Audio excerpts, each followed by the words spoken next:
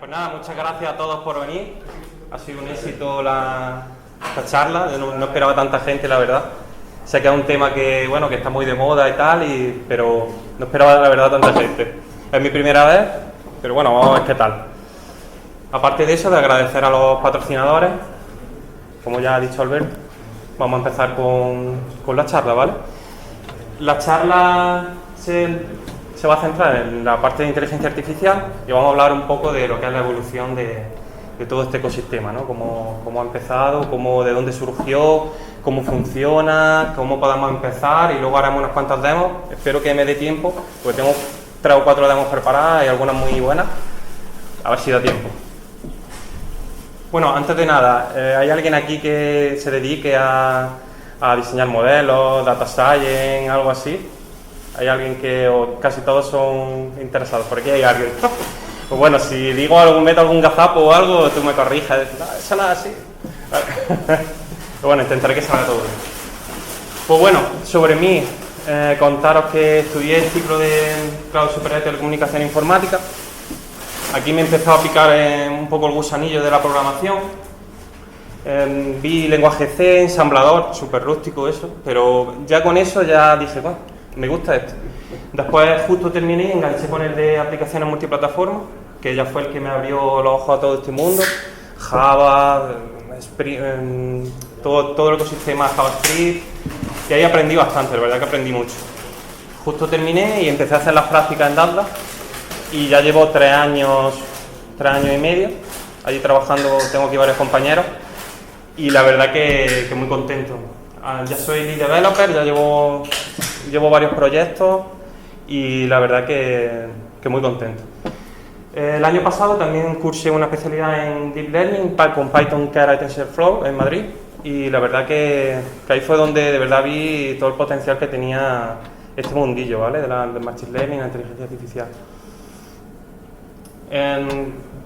Yo he trabajado en la empresa con PHP, Symfony como framework, con Python Django, que es lo que más uso ahora mismo. También hemos hecho cositas con Cermorilla, .NET, Java Spring Boot para microservicios. Actualmente también tenemos aplicaciones con Angular y TypeScript, y usamos tecnologías como GraphQL, Serverless y otras variantes. Y bueno, esto va a ser un poco el recorrido que vamos a hacer. Vamos a empezar hablando un poco de la inteligencia artificial, cuándo surgió, qué es, luego un poco de repaso de historia, cómo funciona, por dónde podamos empezar a afrontar este tipo de proyectos y qué librerías, herramientas tenemos a nuestra disposición, ¿vale? Y aparte de eso, luego quiero hacer unas cuantas demos, que es donde vamos a ver realmente el código, vamos a ver cómo se compila todo esto, cómo funciona, qué son los modelos, cómo se entrena, ¿vale? Pues bueno, mucha gente piensa que la inteligencia artificial es Skynet, es Terminator, las máquinas van a acabar con nosotros, ¿no? Pero bueno, muy lejos de eso. Yo pienso más que la inteligencia artificial es esto. No, esto es una coña. Más bien es esto. Pero bueno, también a veces falla, ¿vale? O sea, funciona genial, una pasada, pero bueno, falla, ¿vale? En realidad es esto, ¿vale? Entre otros, el amplio campo de la inteligencia artificial, esto sería una aplicación, por ejemplo, para reconocer y clasificar distintos vehículos, ¿no? Sería un poco lo que lleva la conducción autónoma. Él lo va viendo por unos sensores, unas cámaras, tal, va reconociendo, permite hacer una conducción automática. También, por ejemplo, se puede usar para reconocimiento en medicina, para reconocimiento, este paciente tiene aquí un problema en el pulmón, por una serie de análisis, pues pueden detectar esa causa de forma automática. También, por ejemplo, tenemos para automatización de máquinas, que a mí me parece súper interesante, ahora con lo de 5G y todo esto. La verdad que es un mundo que promete mucho, o sea, ya actualmente promete y mucho más a futuro. Entonces, bueno, vamos a dejarnos de tonterías, vamos a ponernos serios, como haría Arnold, y vamos a empezar a hablar un poco de esto. ¿Qué es la inteligencia artificial, no? Sí. La misma palabra lo dice, es una inteligencia que el humano programa artificialmente para que una máquina realice una acción por nosotros, nos quite un trabajo o haga alguna tarea que no seamos capaces de desarrollar por nosotros mismos, ya sea por tiempo, recursos, etc. Dentro de este campo de la inteligencia artificial, que es muy amplio, ahora después vamos a ver un poco las ramas en las que se puede dividir, estaría la parte de Machine Learning dentro, y dentro de la parte de Machine Learning el Deep Learning, ¿vale? En el Machine Learning vamos a solucionar problemas de manera automática, pero vamos a necesitar una clasificación de datos, vamos a necesitar una serie de pasos adicionales que pueden hacer un poco ardua la tarea.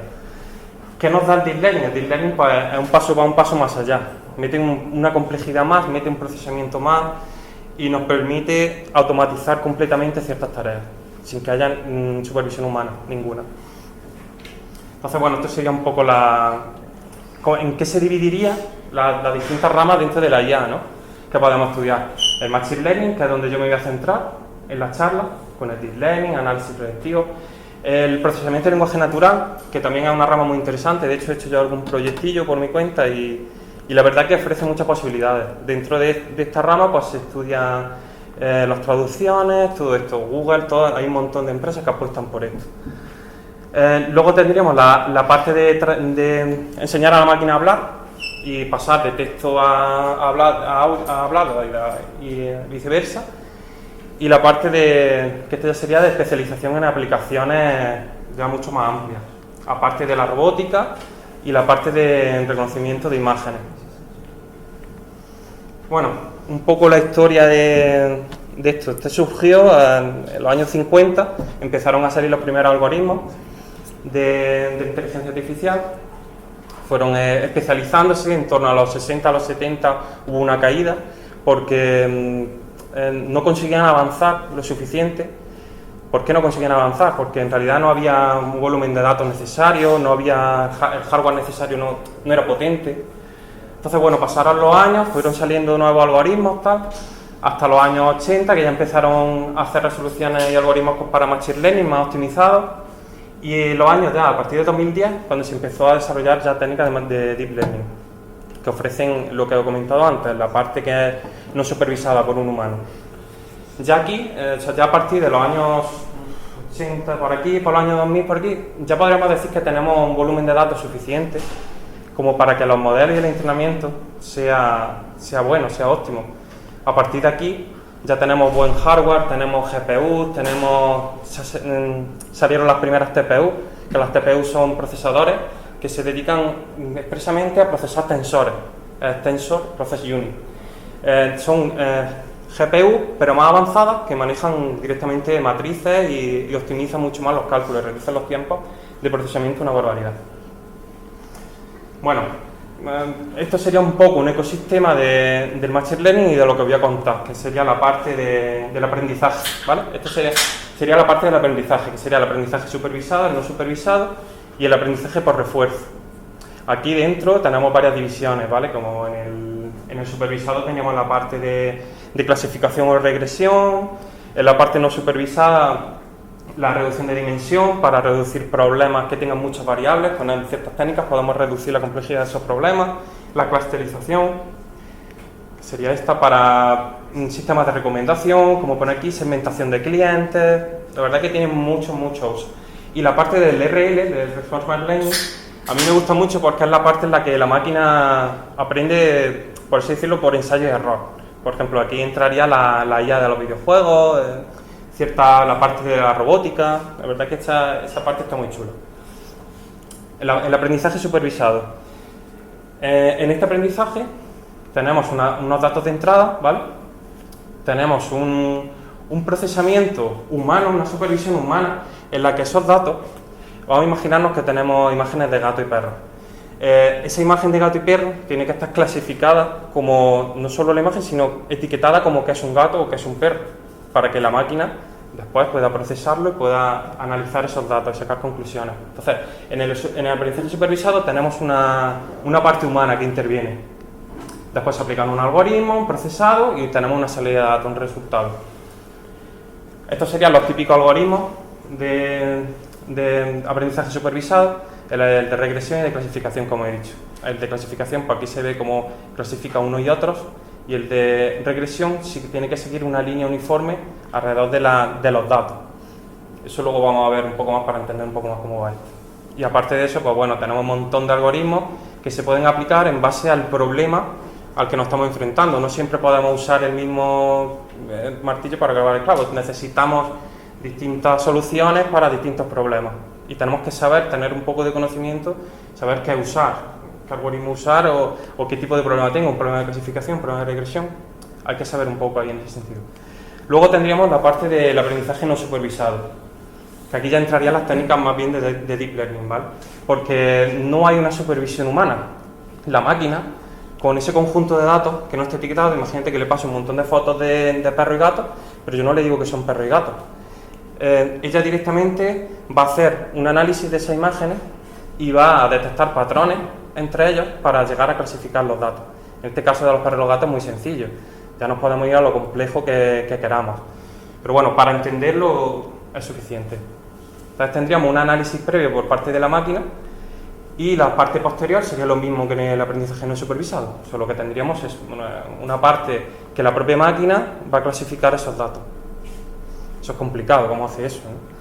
Pues bueno, hay ciertos algoritmos que podemos usar también, que bueno, no quería entrar tampoco porque el mundo este del Machine Learning y el Deep Learning al final son muchas matemáticas. Tú te vas a cualquier enlace de Google, abres y te va a salir un eje de coordenadas, va a haber gráfica, va a haber derivadas, va a haber función de x igual a sumatoria de tal. Entonces yo he querido abstraerme un poco de eso para que comprendamos un poco cómo funciona más que aprendamos a hacerlo. Yo de aquí me quedaría con los autoencoders. Los autoencoders tienen mucha potencia a la hora de, por ejemplo, de lo que estábamos hablando de clasificar imágenes de manera automática sin una supervisión, ¿vale? Luego hay otro grupo que no estaba en el esquema anterior, pero es muy interesante porque es el modelo semisupervisado. En este caso nosotros le pasamos una cantidad de datos ya etiquetada. Con esa cantidad de datos etiquetada entrenamos nuestro modelo y luego con esa pequeña cantidad, no tiene que ser mucha cantidad, se lo pasamos al resto de datos que están sin etiquetar y gracias a esa pequeña etiquetación previa que hemos hecho podemos obtener muy buenos resultados. No tenemos que etiquetarlo todo, solo una poca cantidad de datos y mezclarlo con el resto de datos que tenemos sin clasificar y ya obtendríamos muy buenos resultados. El Reinforcement Learning. ¿Cómo funciona esto? Al final, esto funciona en base a que la máquina hace una acción dentro de un entorno, analiza el estado que ha producido esa acción y obtiene una recompensa. Se aprende por recompensa. O sea, si yo imagínate que estoy automatizando una máquina para que aprenda a jugar al Mario. El Mario va a llegar a un punto en el que si la máquina no es capaz de avanzar, va a recibir una recompensa negativa. Y cuando salte para saltar un obstáculo, va a recibir una recompensa positiva porque va a conseguir avanzar, que el objetivo, tú le tienes que pasar solo las reglas del juego. Pasa las reglas del juego y él ya directamente sabe, por medio de recompensas, qué acciones tiene que aprender y qué acciones no. Es interesante, la verdad que es un tema bastante interesante y que se podría profundizar y hacer una charla entera de esto, pero bueno, lo vamos a dejar por otra ocasión. Este sería un pequeño ejemplo de cómo, jugando al ajedrez, esta máquina pues, ha hecho una toma de decisiones y sabe que su próximo movimiento tiene muchas posibilidades de ganar, pues bueno, toma la decisión y la hace. De hecho, comentaros que Google, en su departamento de DeepMind, se dedican a todo este tipo de cosillas. Y ahora están estudiando un poco con el juego StarCraft 2, están dándole caña para que la máquina aprenda a jugar. Ya consiguieron un logro muy grande que fue que la máquina consiguiera ganar al campeón mundial asiático en Go. No sé si conocéis Go, pero es un juego tipo ajedrez, por así decirlo, en el que vamos colocando fichitas y haciendo así como en nuestras zonas, ¿no? Pues la máquina consiguió ganar al campeón mundial, que había sido 9, 10 veces campeón del mundo. Y de hecho hicieron una película que está en Netflix que se llama AlphaGo, si os interesa, la verdad que es bastante interesante. Y muestra el punto desde humano y máquina. La verdad que es bastante interesante. Bueno, resumiendo un poco, como he comentado, para un aprendizaje supervisado tendríamos unas imágenes etiquetadas como gato, se las pasamos a la máquina y luego la máquina ha aprendido con los gatos, le pasamos los distintos, con gatos, perros, lo que sea, y le pasamos los distintos datos y ella va a saber clasificarlos, pero tiene que estar etiquetado. Entonces podemos hacer una clasificación o una regresión. En una clasificación lo que hacemos es clasificar categorías y en una regresión lo que hacemos es hallar valores, por así decirlo. Peso, dinero, estamos estimando, por ejemplo, queremos calcular rutas eficientes para taxi o cuánto te puede costar distintas rutas en taxi. Pues con estos mecanismos podemos sacar esos valores.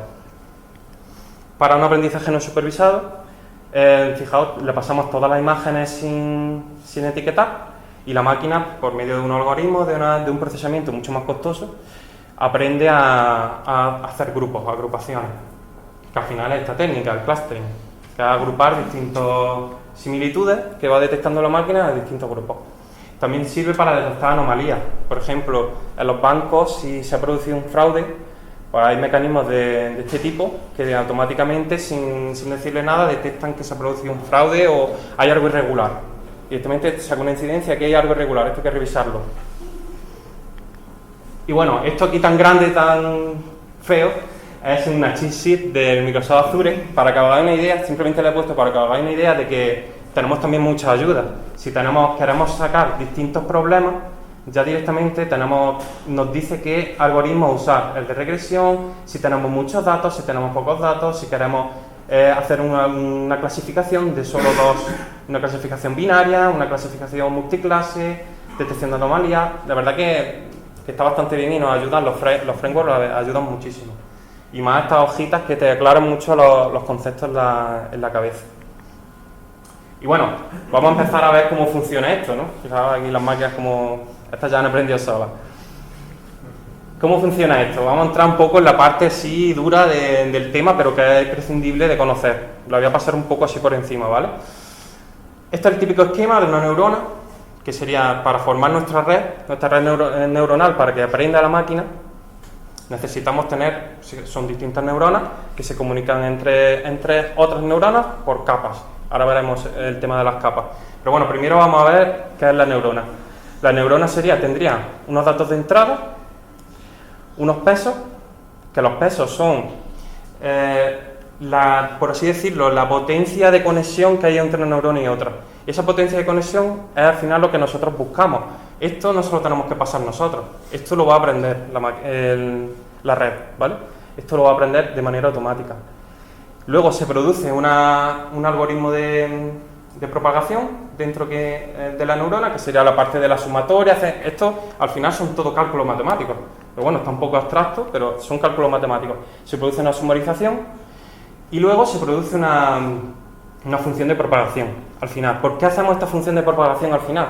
Porque si no, el modelo no llega a aprender de manera correcta. Nosotros tenemos que meterle variables, tenemos que hacer que el modelo no sea lineal, porque si no va a hacer un aprendizaje lineal y no va a aprender.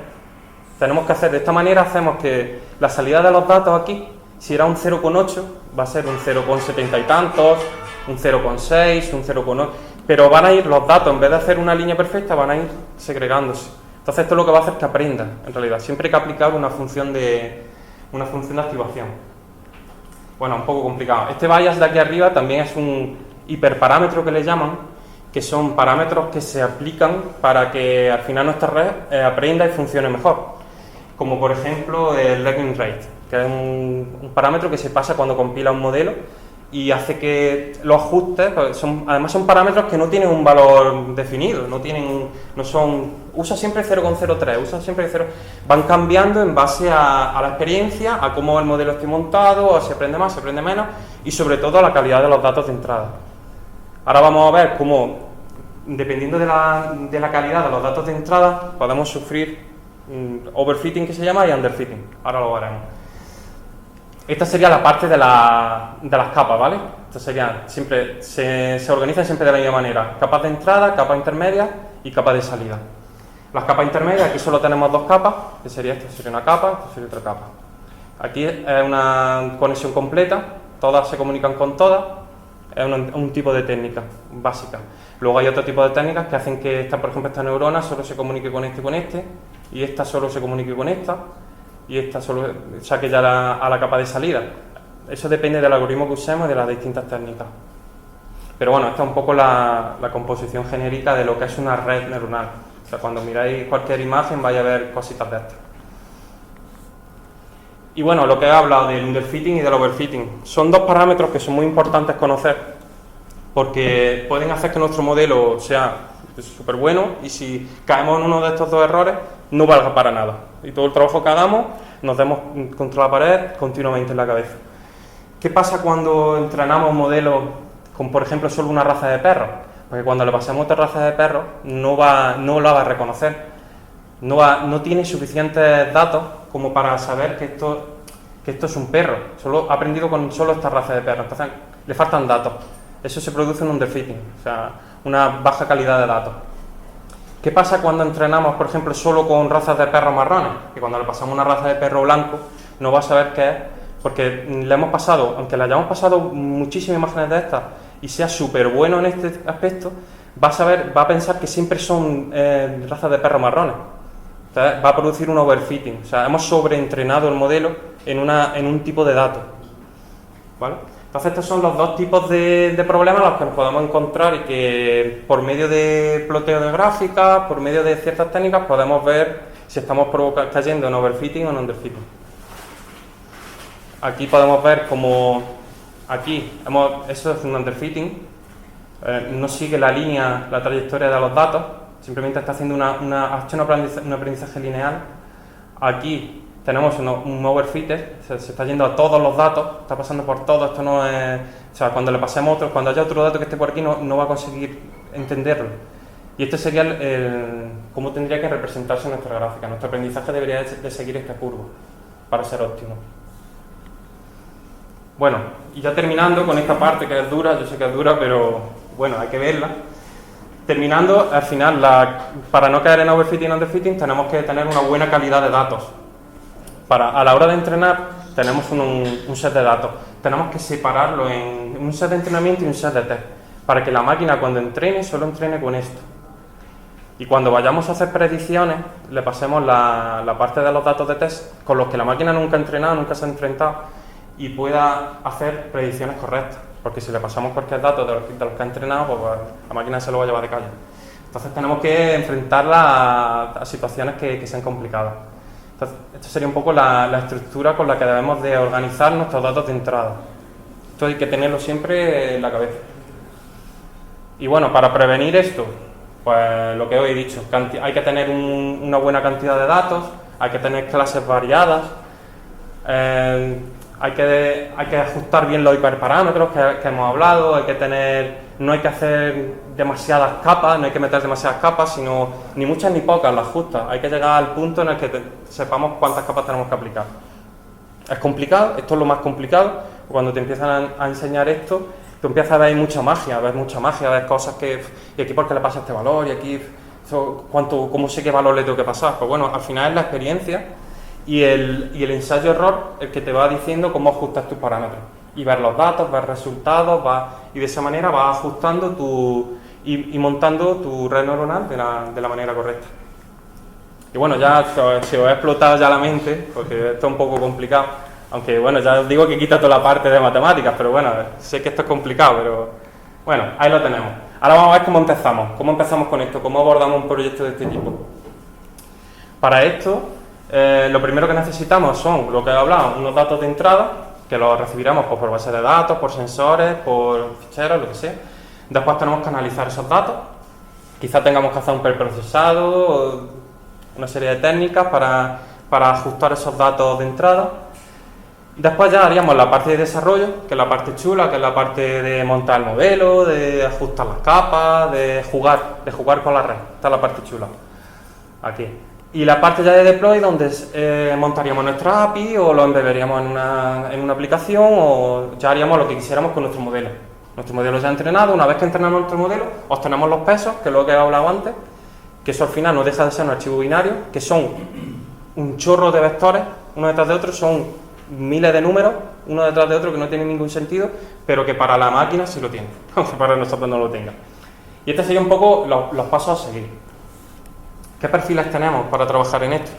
Bueno, tenemos el ingeniero analítico, el data science, que está tan de moda, en todos lados sale, a mí no sale nada más que publicidad en Facebook y en todos lados de data science, cuando miras dos cosas ya tienes publicidad por todos lados, y el ingeniero de datos. Este conjunto de personas, aunque se puede subdividir en más roles, serían ya lo necesario para afrontar un proyecto profesional de este tipo, porque cada uno se dedicaría a una parte.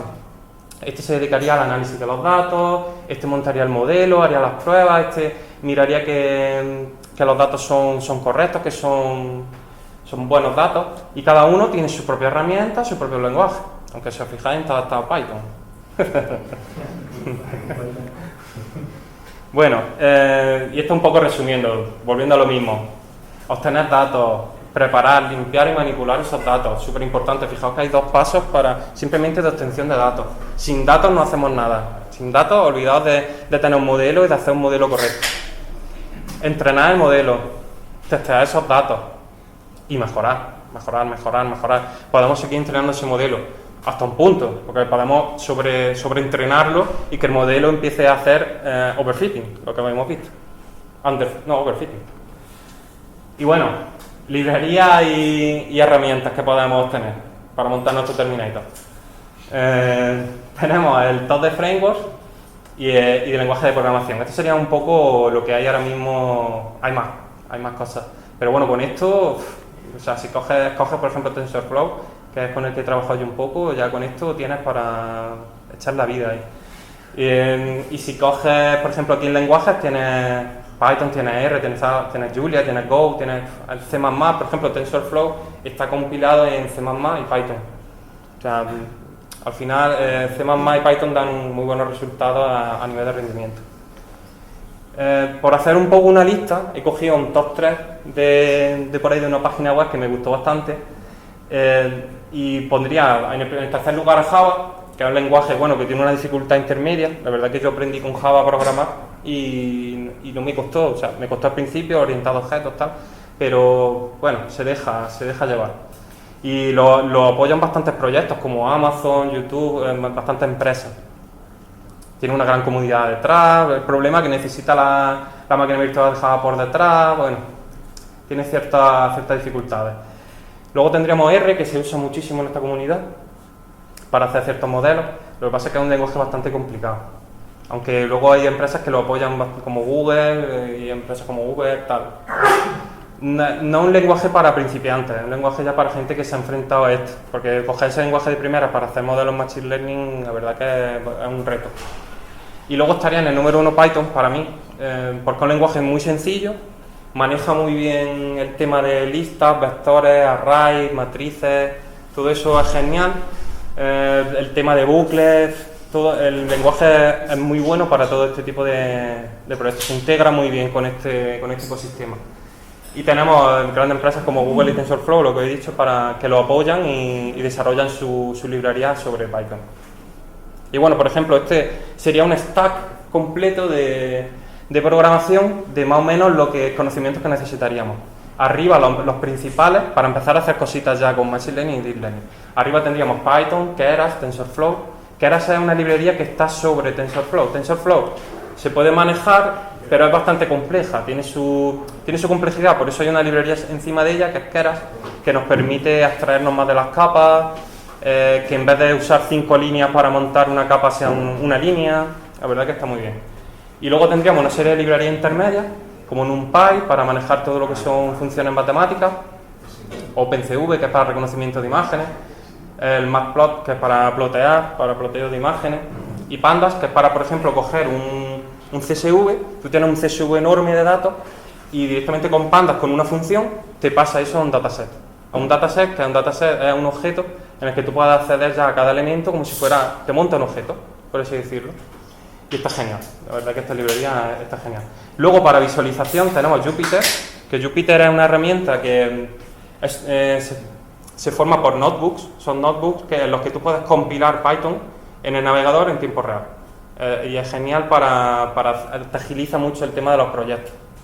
Y puedes meter cuadros con texto, A mí me gusta mucho. De hecho, en la primera demo voy a usar Jupyter con Google Colab, que Google Colab es otra herramienta de Google para el tema. Nos dan gratuita una máquina virtual en la nube con GPU y un cierto procesamiento y un cierto RAM del que no nos podemos pasar, pero nos lo están dando gratis. No necesitamos reventar nuestro portátil, porque ya veréis cuando empieces todo a compilar y hacer cosas, el portátil se pone en los núcleos que echan fuego. Entonces, de esa manera, con Google Colab te olvidas, porque está en la nube, es una máquina virtual, están en los resultados los mismos y está genial, a mí me encanta. Y Anaconda sería para crear entornos virtuales, igual que Virtualenv. Los que trabajamos con Python, nosotros siempre usamos Virtualenv porque es más sencillo, estamos acostumbrados a usarlo. Y Anaconda se usa para eso, para crear entornos virtuales en los que tú instalas todas tus dependencias, tú creas un entorno virtual, instalas todas tus dependencias ahí y no ensucias tu equipo de librerías y de otras dependencias. Y bueno, vamos a empezar con las demos. Hasta aquí la parte teórica, entre comillas, ¿vale? En Google Scholar he cargado mi notebook y vamos a ver cómo funciona esto. Lo primero que tenemos que hacer es cambiar el entorno de ejecución para que podamos elegir si queremos usar Python 3, Python 2, ¿vale? Y si queremos usar GPU o CPU, ¿vale? Pero no lo tengo preparado esto para TPU, tampoco hace falta, el modelo tampoco está complejo. Ahora vamos a conectar, a ver si conecta bien. Ahora cuando conectamos nos va a dar ya la RAM y la CPU que necesitamos. Mientras os voy explicando un poco.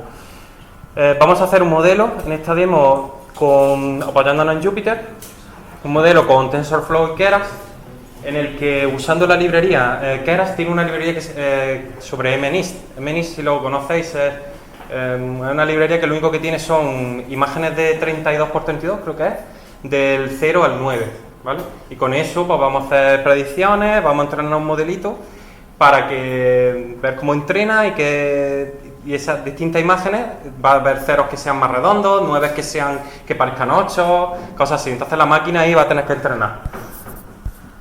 ¿Estamos conectados? Sí, está conectado. Entonces vamos a ir cargando.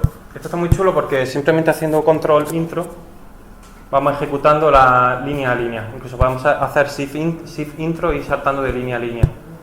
Entonces voy a ir cargando. Primero vamos a cargar las librerías que necesitamos, que fijaos que son todas de Keras, menos la Matplot y NumPy, que es para los temas de los gráficos, y esta para manejo de arrays y cosas así. ¿Vale? Lo primero, cargar los datos, lo que habíamos hablado. Vamos a tener nuestros datos, los cogemos de MNIST, que es el objeto que hemos pasado por aquí, el dataset de Keras, y con este dato los vamos a dividir en datos de entrenamiento y de test y validación, ¿vale? Que eso luego lo veremos. Hacemos un shape, el shape es para que muestre los datos. Vamos a montarlo aquí. Esperamos que no falle nada. ¿Vale? Ya se ha descargado el dataset y estos son la cantidad de datos que tiene. Tiene 60.000 imágenes este dataset. ¿Vale? Y ahora, esto es un poco spoiler porque está saliendo ahí abajo lo que... Pero bueno. Vamos a ver, esto es echarle un ojo a lo que hay. Hemos cogido 8 clases distintas, que está la clase 5, la clase 0, la clase 4, la clase 1. Estos datos, si os fijáis, están etiquetados. Entonces el funcionamiento va a ser más sencillo. El trabajo que va a tener que hacer la máquina no es tan complejo como cuando no están etiquetados. El 9, el 2, fijaos aquí que 2 más... El 1 más sencillo, el 3. Esto es lo que tenemos, con lo que vamos a trabajar. Vale. Ahora vamos a aquí formateamos los datos. Formateamos los datos porque a la red neuronal no le podemos meter los datos así. No podemos meterle ese tocho. Tenemos que formatear esos datos, convertirlos en vectores para que la máquina pueda hacer operaciones sobre ellos. Entonces tenemos una parte de preprocesado antes, que sería esta parte. Vamos a ejecutarlo, no sé si lo voy a ejecutar. ¿Vale? Ya forma los datos, una serie de funciones, bueno. Y hemos montado unos datos con esta estructura. Si os fijáis, sería como una matriz con distintos valores, cada grupo tiene un valor distinto. Y aquí le aplicamos categórica, porque vamos a hacer, este problema va a ser un problema es de un grupo o no es de un grupo, es un problema binario en realidad. Entonces se aplica esta función, categórica, ¿vale? A nuestros dos conjuntos de datos, el de train y el de test. Y bueno, esto es lo que va a hacer, esta es la red que vamos a montar. Va a hacer todo esto, full connect. O sea, todas las neuronas se multiplican con todas las neuronas en cada entrenamiento, en cada fase del entrenamiento. Vamos a hacer esto, vamos a tener 10 nodos de entrada. La input, ¿os acordáis de la capa de entrada? Van a ser 10 nodos de entrada, que son del 0 al 9, en este caso. Y luego vamos a meter dos capas intermedias, que son de 512 nodos y de 512. Y la capa de salida que nos va a dar, tiene que ser nos va a dar la dimensión de y nos va a resolver el problema para poder predecir este dato. ¿Puedo hacerte una pregunta? Sí. ¿La selección de los 512 nodos obedece a alguna operación matemática en concreto o simplemente considera es lo que es lo más óptimo? Es lo que estaba comentando antes. Al final es la propia experiencia la que te dice si... Yo cuando hice por primera vez este problema, metí una complejidad del carajo. O sea, metí por aquí 10 capas, no sé qué. Mi modelo era overfitting puro. O sea, sobreentrenamiento.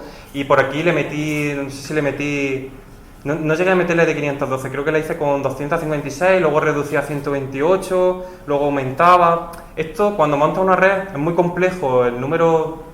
Es buena pregunta la que ha hecho porque es muy complejo saber el número de neuronas que necesitas. Además que no va a funcionar si las capas no se ajustan bien una a otra. Te va a dar un problema de ajuste. Entonces tienes que siempre, cuando vas a montar el modelo, ajustar muy bien las capas. Bueno, pero antes de que continúe, tienes dos capas que eran las hidden layers, ¿sí? ¿no? ¿Tienen que tener siempre el mismo número de neuronas? No. ¿O pueden tener distintas? Pueden cambiar. Entonces se produciría un proceso de reducción de complejidad o no. En este caso no hay reducción, hay reducción solo a la salida, ¿vale? Entonces, pero hay otros casos en los que sí, o sea, se puede meter una capa convolucional aquí, que la convolución es un tipo de capa que se usa en las redes profundas, que lo que hace es reducir. Pues tienes 16 por 16, al final lo reduces, no sé si 4 por 4, porque vas haciendo operaciones en bloque. Y te vas quedando con el resultado que obtienes en cada bloque, va a ocupar un cuadrito. Es que no sé, sin un diagrama es complicado de explicar. Pero que puedes meter distintos tipos de capas aquí. Esto es una capa densa, normal, básica. Aquí no se está aplicando ninguna complejidad excesiva. Entonces, tenemos aquí nuestra red. Vamos a montar un modelo. Aquí, así se monta el modelo. Tenemos el modelo secuencial, hay distintos tipos de modelos, pero en este caso, como es un ejemplo muy sencillo, vamos a montar un modelo secuencial con una capa densa de entrada de 512, que esta es la que hemos visto ahí arriba. El input shape, esta es la multiplicación del número de píxeles que tenemos por imagen, que es el 32 por 32. ¿Vale? Es la cantidad de datos de entrada que tenemos. Una vez que tenemos la capa de entrada, fijaos que le mete una capa de una activación. Es lo que he comentado cuando hablábamos de la neurona, que había que hacer una función de activación para mejorar la calidad de los datos y para que realmente aprendiera. En este caso, la función de activación que se está usando es ReLU. Esto, si estáis interesados, luego lo veis, pero básicamente lo que hace es una gráfica que hace así y luego hace así hacia arriba. ¿Por qué se aplican esas? Por ejemplo, hay otra gráfica que es otra técnica que es la sigmoide, que lo que hace es, creo que hacía así, y esa gráfica te obtienes valores no solo de 0 y 1, sino 0, 0,2, 0,3, 0,4. Depende del problema, se aplica una función u otra, lo que hemos hablado antes. Pero bueno, sigo. Capa de activación, capa de dropout. ¿El dropout qué es? El dropout es una capa en la que, imaginamos que tenemos una capa con 5 neuronas, va a tener un 20% de posibilidad de que una de esas neuronas se active o no se active. Se active o no se active para comunicarse y operar con otras neuronas. De esta manera se reduce la cantidad de multiplicaciones y la complejidad, y a la vez se demuestra que funciona mejor así. O sea, metiendo un pequeño dropout, la red va a entrenar mejor. Entonces, mete una capa densa de entrada, activación, dropout, otra densa, que es la segunda, que es esta. La activación, el dropout y la densa de salida, que es con los 10 valores, del 0 a 9, para reconocer el grupo del que estamos hablando. Al final se hace una activación softmax, que no recuerdo muy bien, pero creo que era esta es la que te daba los valores entre la que te ordena en un grupo u otro. Pero bueno, no recuerdo muy bien qué es lo que hacía la softmax. Y bueno, aquí sale en warning porque ya está la versión 2.0 de TensorFlow y esto está montado con la 1.3, creo. Pero bueno, aquí tenemos el resumen de nuestro esquema, de nuestro modelo. Ahora mismo no hemos hecho nada, simplemente hemos montado el modelo, pasándole los datos, todavía no está funcionando aquí nada. Este sería nuestro modelo, con las distintas capas, las capas que tiene de entrada, el número de parámetros que se van a multiplicar. cuanto más complejidad metas, más número de parámetros se van a multiplicar, más cantidad de operaciones se van a hacer. Y bueno, esto sería en resumen, y ahora vamos a compilar el modelo. ¿Vale? Se usa el categorical cross entropy como loss. Los loss es un valor que nos da cuando compilamos, que nos va a decir si ha entrenado bien o no. Resumiendo mucho. Y le aplicamos un optimizador, que en este caso es el Adam, y una métrica que es la accuracy, que es el que nos va a decir la precisión de nuestra red. Si va a acertar con un 90, con un 80, con un 60. ¿Vale? Entonces, lo compilamos. Esto tarda poquito. Y ahora es cuando vamos a entrenar. Con el model.fit le pasamos el conjunto de datos de entrenamiento, el batch size, que es un parámetro para en cada operación la cantidad de datos que va a coger. Las epochs son las vueltas que va a dar de entrenamiento. Si vemos que es solo de una vuelta, 2, 3, 4, son las epochs. Verbose para que nos saque estos logs. Y los datos los datos que tenemos en validación. Vale, pues vamos a entrenar. Esto, dependiendo de la complejidad, puede tardar más, puede tardar menos. Fijaos, ya está con la primera epoch. Ha tardado 8 segundos. La segunda. Fijaos cómo la loss está bajando. O sea, la loss ha empezado con 0,8, 0,3, 0,2. Aquí 0,28, 0,22. Aquí se ha quedado ahí en 0,22. Y nuestro accuracy, que es la calidad de nuestro modelo, empezó en 0,75, que es el 75%.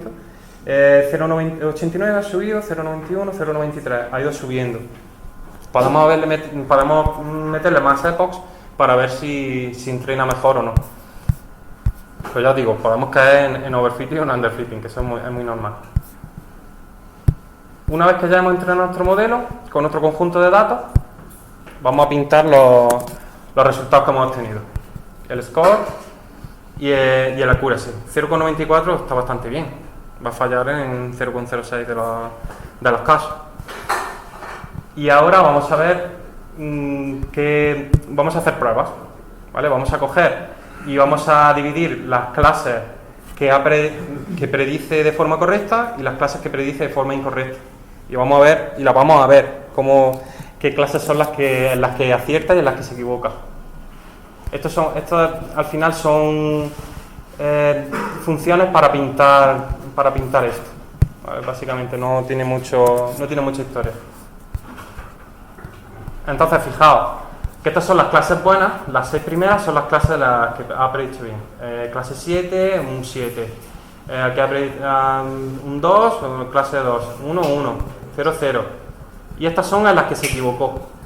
Aquí dice que es un 6, pero en verdad es clase 5. Y aquí dice que es un 6 y es clase 4. Aquí, por ejemplo, dice que es un 3, pero es clase 2. Aquí ha dicho que es clase 4, porque esto no tiene ni idea de lo que es, al final.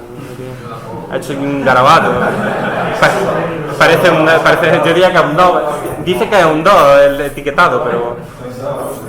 Aquí dice que ha predicho que es un 8, pero dice que es un 9. Entonces, bueno, funciona. La verdad que el modelo con este resultado es bastante bueno.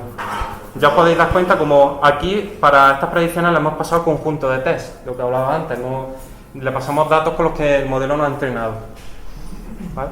Y bueno, esto sería un poco un típico ejemplo de cómo montar una red, de cómo formatear nuestros datos, de cómo pasarlo al modelo, de cómo hacer un modelo, de cómo compilarlo y cómo hacerle el fit para que entrene y cómo podríamos ver nuestros datos. Esto más sencillo que esto no se va a encontrar. ¿Vale? Entonces, ya vamos a pasar a otro ejemplo un poco más complejo que tengo por aquí.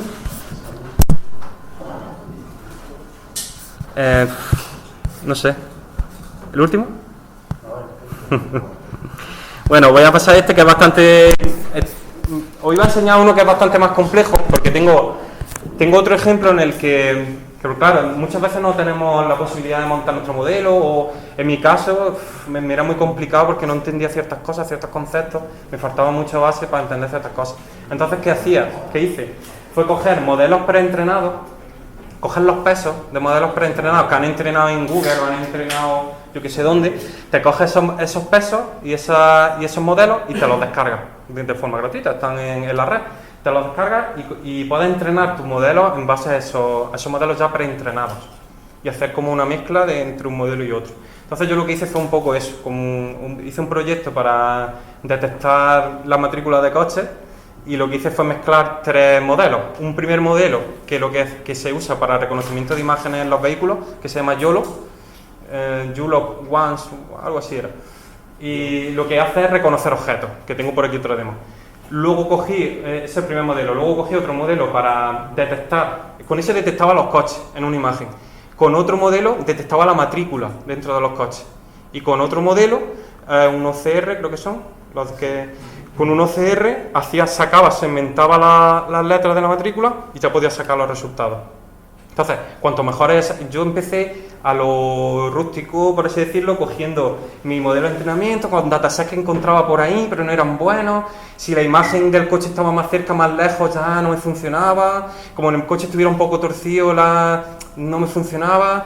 Tenía que meterle otros preprocesados para que me girara la matrícula, por limpiar la imagen. Era mucha tarea. Entonces cogí un modelo preprocesado y fenómeno. Y eso en 10 minutos estaba montado. Así tal cual, ¿eh?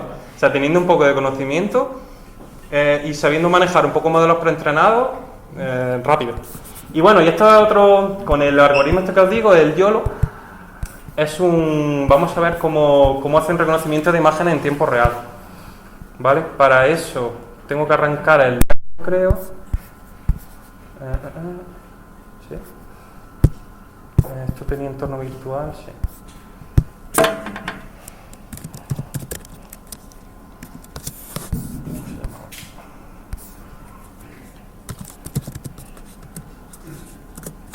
Entramos en entorno virtual.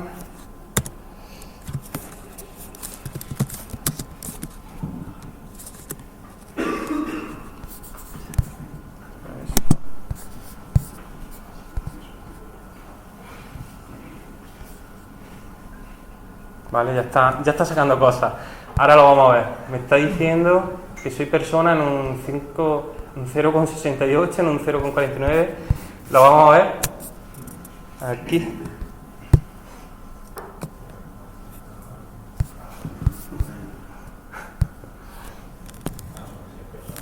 Esto, fijaos que va súper lento porque necesita...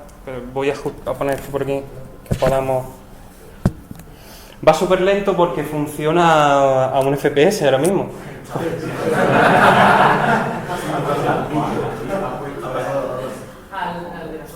Funciona a un FPS porque no tiene... Lo está viendo personas, porque no tiene... No tiene suficiente capacidad a mi ordenador. Mira, os voy a enseñar una cosa.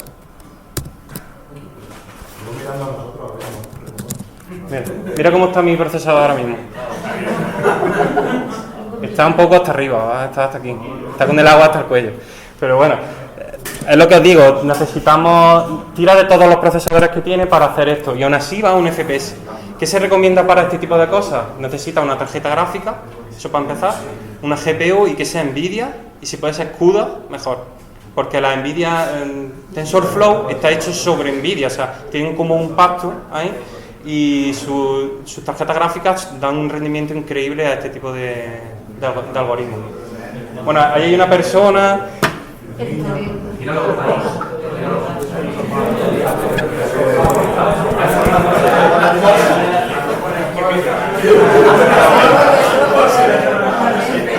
Si no me sale ardiendo el ordenador, vamos a...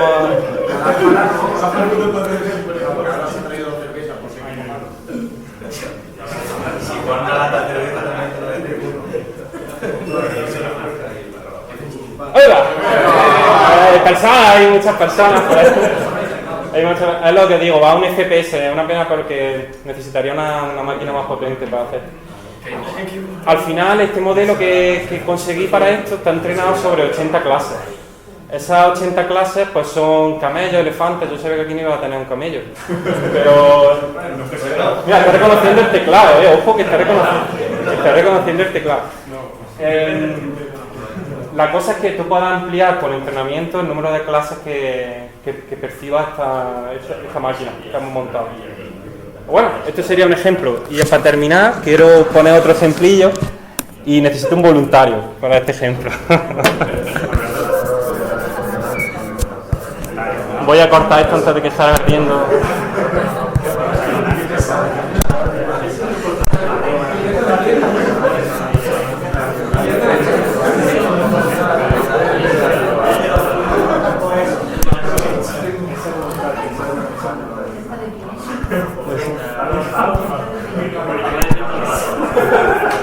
El ejemplillo que vamos a hacer ahora es una demo que viene si os metéis en TensorFlow y echáis un ojo, veréis que hay una sección de demos y hay una que me gustó mucho, que es esta, que es jugar al Pac-Man pero capturando tu movimiento. Ahora lo vamos a ver.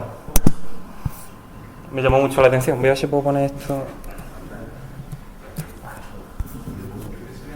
Y para esto pues necesito un voluntario que quiera que capturemos ese movimiento y que juegue a ver.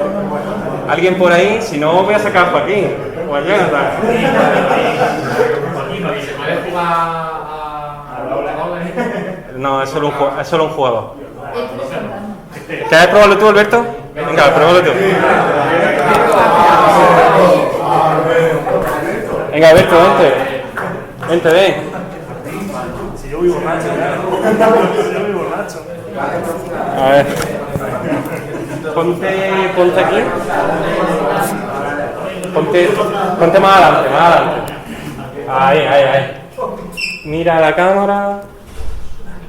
Vale, ahí estás perfecto, Y ahora vamos a capturar tu movimiento. Ahora, haz el movimiento que quieras que sea para que vaya hacia arriba. Por ejemplo, levantar la mano. Levanta la mano y manténla arriba. Fíjate que me está cogiendo mi mano y no quiero que me la coja. Joder. ¿Le doy yo o qué? Si le puedes dar tú, mejor. Sí. Pero hay que dar. Levanta la mano. Vale. No hace falta. Salta. No hace falta. Ahora a la izquierda. Vale. Derecha. Vale, vamos a coger suficientes imágenes. ¿Y abajo? Uy, ese abajo ahora te va a perjudicar, Ya lo tenemos. Ahora mira, tenemos aquí, vamos a entrenar al modelo. Podemos cambiarle una serie de parámetros como el naming rate, el batch size, las epochs. Venga, vamos a entrenarlo, Esto entrenar rápido. Mira la loss como baja.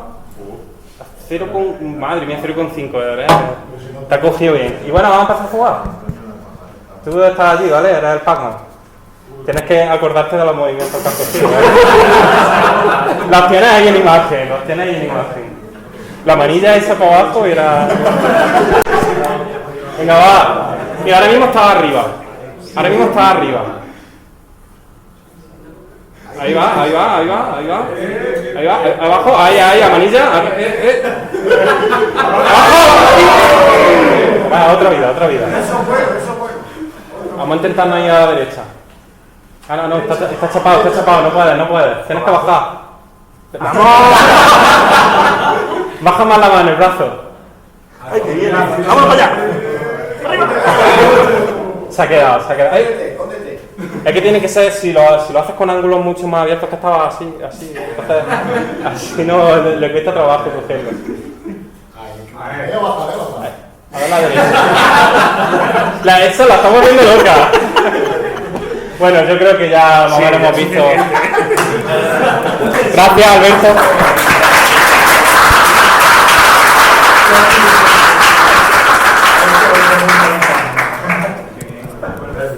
Pues nada. Luego grabar con su banda extra.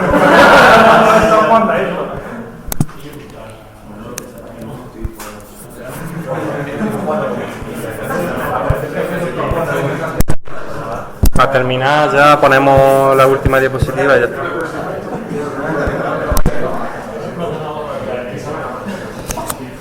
Bueno, alguna preguntilla, supongo que tendráis miles de preguntas, pero no os atrevéis a hacerlas.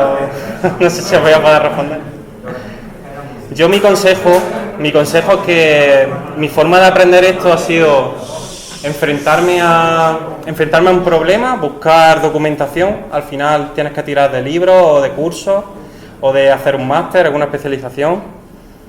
Yo no había estudiado, yo no soy matemático, yo no he hecho una ingeniería, entonces yo he aprendido a base de eso, de buscarme la vida, hacer pruebas, buscar proyectos, ver proyectos, entender los proyectos, y es un poco mi consejo, coger los libros, como que os he pasado, echarle un ojo, probar los ejemplos que vienen ahí, y si os gusta, la verdad que es un mundo que es increíble. A mí me apasiona en el tema de lo que se puede hacer con la medicina, hay muchos aspectos en los que se pueden hacer que todavía están en pañales, por así decirlo, o sea, todavía hay que mejorar muchísimas cosas, pero la potencia que tiene es increíble, y la verdad que los resultados son apasionantes, y os invito a que aprendáis y os metáis mucho más en este mundo, y que cualquier cosa que necesitéis o que queráis, que esté a vuestra disposición. Y nada más, si no tenéis ninguna pregunta más. ¿Nada? Pues nada, muchas gracias.